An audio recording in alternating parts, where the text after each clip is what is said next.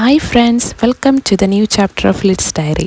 നമ്മുടെ ഇന്നത്തെ video a trip to strawberry ഫാമാണ്. നമ്മൾ എല്ലാ വർഷവും സമ്മറിൻ്റെ ടൈമിൽ ചെയ്യുന്ന ഒരു കലാപരിപാടിയാണിത്. ഈ വർഷവും നമ്മൾ അതിന് ഒരു മുടക്കവും വരുത്താതെ നമ്മുടെ സെയിം ഫാമിലേക്ക് തന്നെ പോയിട്ടുണ്ട്.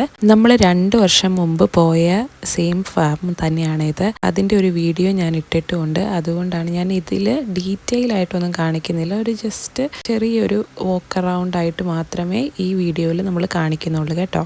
ആരെങ്കിലും അത് കണ്ടിട്ടില്ല എങ്കിൽ നമ്മുടെ ചാനലിലുണ്ട്, ഉറപ്പായിട്ട് എല്ലാവരും കാണണം കേട്ടോ. ഈ ഫാം വാരിങ്ടണിലാണുള്ളത്. ഇതിൻ്റെ പേര് വന്നിട്ട് കെനിയൻ ഹോൾ ഫാം എന്നാണ്. ഇത് നമ്മുടെ 3rd വിസിറ്റാണ് ഫാമിലി ആയിട്ട് ഇങ്ങോട്ടേക്ക്. അത്രയ്ക്ക് ഇഷ്ടമാണ് നമുക്കിവിടെ. ഹെയ്ഡുവിന് ഫ്രൂട്ട്സുകളെല്ലാം തന്നെ ഭയങ്കര ഇഷ്ടമാണ്. അവന് വിൻ്ററിൻ്റെ ടൈമിൽ ഏറ്റവും കൂടുതൽ കഴിച്ചുകൊണ്ടിരുന്നത് സ്ട്രോബെറി ആയിരുന്നു. അന്നേ ഞങ്ങൾ തീരുമാനിച്ചതാണ് സമ്മറിൻ്റെ ടൈമിൽ അവനെ ഇവിടെ കൊണ്ടുവന്നിട്ട് ഇഷ്ടംപോലെ സ്ട്രോബെറി പറപ്പിക്കണമെന്ന്. പക്ഷേ എന്താണ് റീസൺ എന്നറിയില്ല, സമ്മറായി കഴിഞ്ഞപ്പോഴത്തേക്കിനും അവന് സ്ട്രോബെറിയോടുള്ള എല്ലാ ഇഷ്ടവും പോയി. അതുകൊണ്ട് തന്നെ ഈ ഫാമിൽ വന്നപ്പോഴത്തേക്കിന് അവന് വലിയ ഇൻട്രസ്റ്റ് ഒന്നും ഇല്ലായിരുന്നു. എങ്കിലും 1-2 എണ്ണമൊക്കെ അവിടുന്ന് ഇവിടുന്നൊക്കെ പറിച്ച് കഴിച്ചു. ഇനി ഈ ഫാമിനെ കുറിച്ച് കുറച്ച് പറയാം. ഈ ഫാം വാരിങ്ടണിലാണ് ഉള്ളത്. ഞാൻ നേരത്തെ പറഞ്ഞതുപോലെ ഇവിടെ ഈ സ്ട്രോബെറി പിക്കിങ് മാത്രമല്ല ഉള്ളത്, ബാക്കി വേറെ ഫ്രൂട്ട്സുകളൊക്കെ ഉണ്ട്. റാസ്ബെറീസ്, ബ്ലാക്ക്ബെറി, അങ്ങനെ ബെറീസ്, പല ഡിഫറെൻറ്റ് വെറൈറ്റീസിലുള്ള ബെറീസ് ഇവിടെയുണ്ട്. അതും നമുക്ക് വേണമെങ്കിൽ പിക്ക് ചെയ്യാവുന്നതാണ്. അത് നമ്മൾ പ്രത്യേകമായിട്ട് അതിന് വേണ്ടിയിട്ട് നമ്മൾ ടിക്കറ്റ് എടുക്കേണ്ട ആവശ്യമില്ല.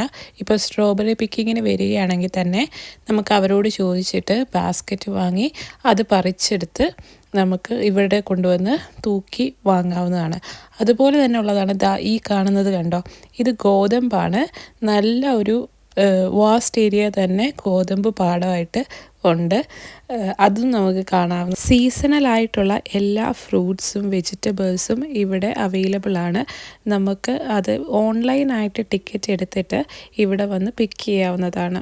അറൗണ്ട് 6 പൗണ്ടാണ് നമുക്ക് സ്ട്രോബെറി പിക്കിങ്ങിന് വേണ്ടിയിട്ട് ഒരു അഡൾട്ടിന് ടിക്കറ്റ് ചാർജായിട്ട് വന്നത്.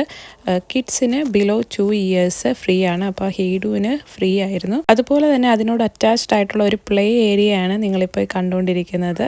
കുട്ടികൾക്കായിട്ട് നന്നായിട്ട് എൻജോയ് ചെയ്യാൻ പറ്റുന്ന ഒരു പ്ലേ ഏരിയ അവിടെയുണ്ട്.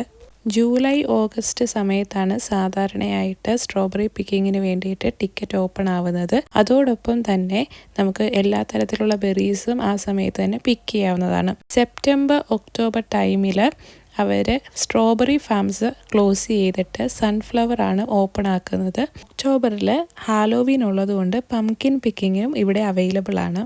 അതുപോലെ തന്നെ ചോളം, പലതരത്തിലുള്ള തൈകൾ, ആപ്പിളിൻ്റെ ആണെങ്കിലും അങ്ങനെ ഈവൻ സ്ട്രോബെറിയുടെ തൈകളാണെങ്കിലും അവർ അവിടുന്ന് കൊടുക്കും. അപ്പോൾ അങ്ങനത്തെ ഉള്ള എല്ലാ സംഭവങ്ങളും ഈ കെനിയൻ ഹോൾ ഫാമിലുണ്ട്. അവരുടെ ഓൺലൈൻ സൈറ്റിൽ നോക്കുകയാണെങ്കിൽ കറൻറ്റ് ടൈമിൽ ഏത് ഫ്രൂട്ടാണ് അല്ലെങ്കിൽ എന്താണ് ഇപ്പോൾ അവൈലബിൾ ആയിട്ട് ഉള്ളതെന്ന് നിങ്ങൾക്ക് കാണാൻ പറ്റും. അതുപോലെ തന്നെ നിങ്ങൾക്ക് ഓൺലൈനായിട്ട് ടിക്കറ്റ് ബുക്ക് ചെയ്തിട്ട് അവിടെ പോവുകയും ചെയ്യാം.